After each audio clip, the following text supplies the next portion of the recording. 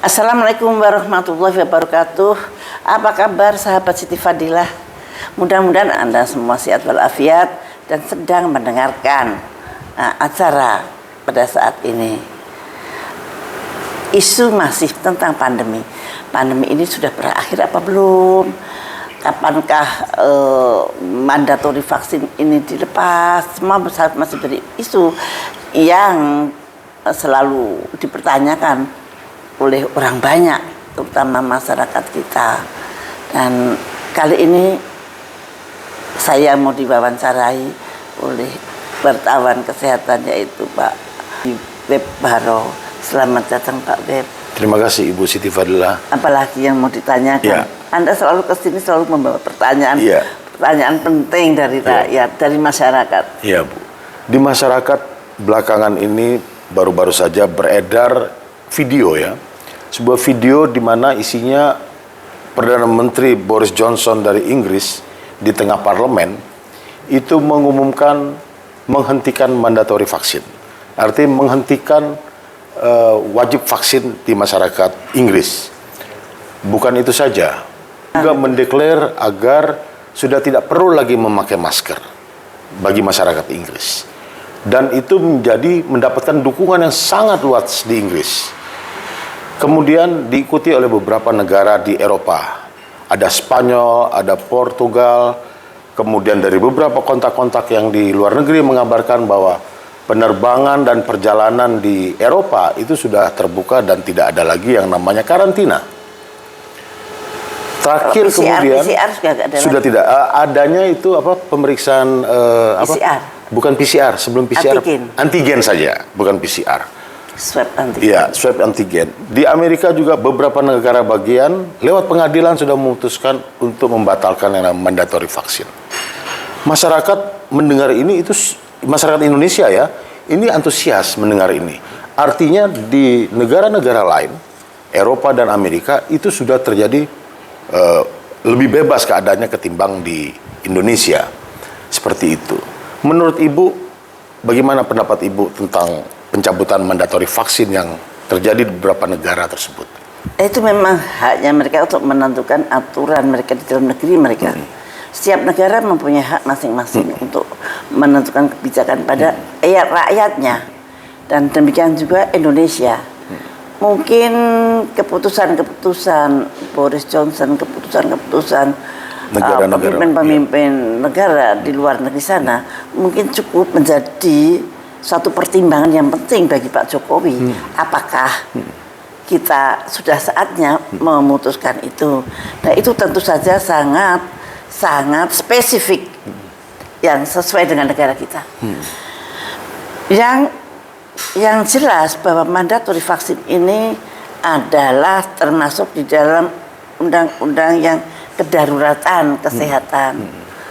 Nah, undang-undang kedaruratan kesehatan itu sebetulnya ada termnya, kapan undang-undang itu berlaku dan kapan itu tidak berlaku. Berakhir berakhir. Sampai sekarang itu belum berakhir. Nah, saya tidak tahu bagaimana Pak Jokowi nanti mempertimbangkan. Sebetulnya Boris Johnson itu juga memutuskan itu bukan berarti itu tidak ada penderitanya loh. Masih ada penderitanya dan mereka menganggap itu satu endemi. Dan kemudian mereka mengatakan tidak perlu pakai prokes, tidak perlu pakai apa-apa. Tapi mereka siap untuk mengobatin, yaitu namanya endemi itu. Endemi itu seperti pandemi tapi penyebabnya udah jelas, obatnya udah jelas. Nah, itu namanya bisa terjadi di endemi. Nah, mereka sebetulnya bukan mengatakan pandemik, sudah nggak ada pandemik, tapi masih ada sih endemiknya gitu. Dan itu haknya mereka karena mereka memimpin negaranya mereka masing-masing. Tapi apakah Pak Jokowi akan menerima mereka? Yaitu hak prerogatifnya beliau yang berdasarkan pertimbangan-pertimbangan dari ahli-ahlinya beliau. Nah, itu pasti masyarakat kepingin banget. Di Inggris saja sudah nggak perlu pakai vaksin, tidak perlu PCR, tidak perlu karantina kalau datang. Nah, tapi kita masih begini. Nah, yang kalau saya malah berpikir bagaimana G20 akan diselenggarakan dengan tenang kalau masih ada berita-berita bahwa Omikron di Indonesia menyebabkan kematian, Omikron di Indonesia tidak terkendali. Omikron itu paling lama sebetulnya, peaknya itu 3 bulan sebetulnya. Kita mulainya dari kemarin ya, dari Januari, Februari, Maret, mudah-mudahan sudah selesai. Ya tapi hal-hal yang negatif itu mohon hati-hati sekali untuk diumumkan pada masyarakat luas, karena itu menyebabkan kepanikan yang tidak perlu dan bahkan menurunkan kewibawaan kita di mata internasional bahwa kita belum mampu menundukkan Omikron ataukah COVID itu. Dan ini penting. G20 di Indonesia ini adalah semua sedang nyorotin wajah kita, dan itu kita harus hati-hati, dan kemudian marilah kita bekerja sama dengan baik supaya penilaian masyarakat internasional itu positif untuk kita gitu loh, untuk Indonesia. Kan yang aneh gini, Bu, ada beberapa orang melaporkan tentang survei yang barusan dilakukan secara nasional loh.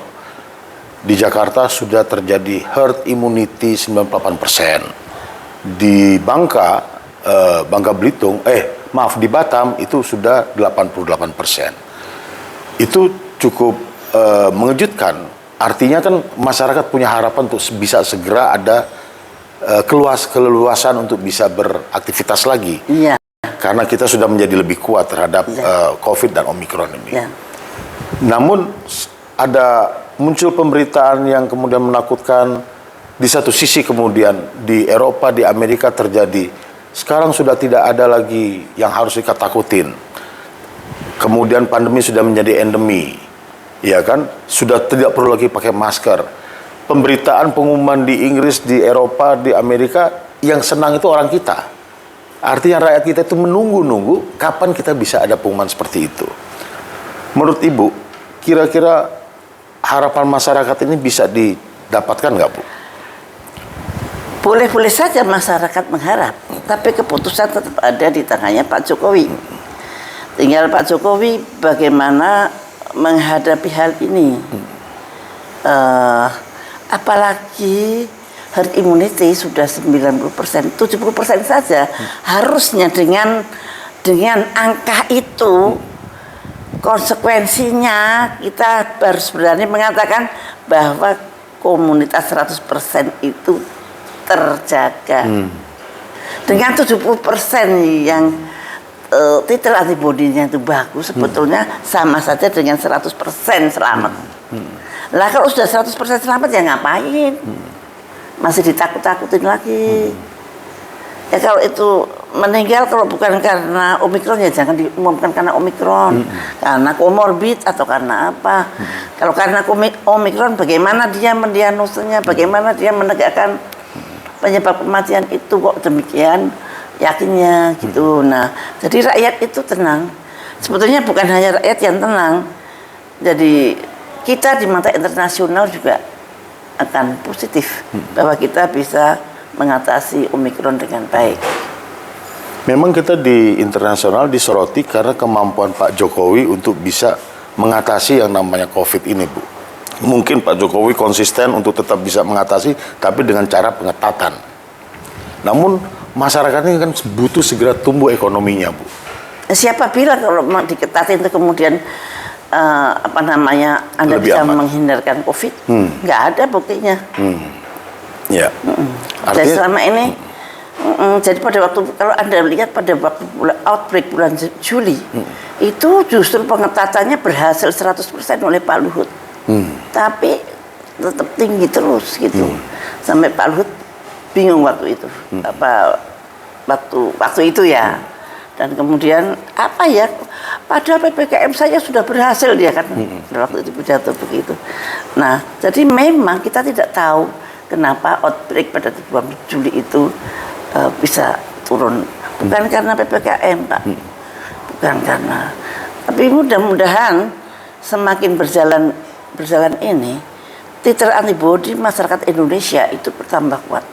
Dan kita itu memang terkenal dengan masyarakat yang canggih, yang tidak gampang ketularan. Kalau ketularan cuman flu saja juga kita itu juga paling kuat gitu loh. Jangan takut dengan flu saja begitu. Baik. Jadi menurut saya monggo Pak Jokowi untuk memutuskan dengan sejelas-jelasnya, dengan seadil-adilnya dan dengan secerdas-cerdasnya. Anda pertimbangkan baik-baik apakah betul kita masih harus terancam dengan Omikron apa tidak. Menurut saya sudah nggak terancam, Pak. Mudah-mudahan Bapak bisa memutuskan dengan sebaik-baiknya. Saya yakin. Terima kasih Ibu Siti Fadilah untuk penjelasannya kali ini. Selamat siang.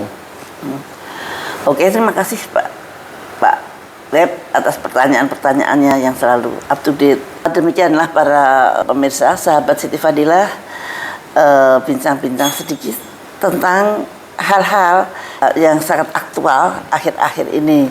Dan mudah-mudahan ini bisa meneramkan Anda bahwa di luar negeri mandatori vaksin sudah dicabut, prokes sudah dicabut. Kita tinggal menunggu kapan Indonesia seperti itu. Dan mudah-mudahan para pemegang kebijakan akan memikirkan ini dengan baik-baik, dan mudah-mudahan kita cepat segera keluar dari situasi yang seperti ini dan kita akan kembali membangun ekonomi yang lebih baik lagi. Oke, demikianlah acara ini dan saya sangat berterima kasih Anda semua telah mendengarkan dengan baik-baik. Sampai ketemu lagi di kesempatan yang akan datang. Wassalamualaikum warahmatullahi wabarakatuh.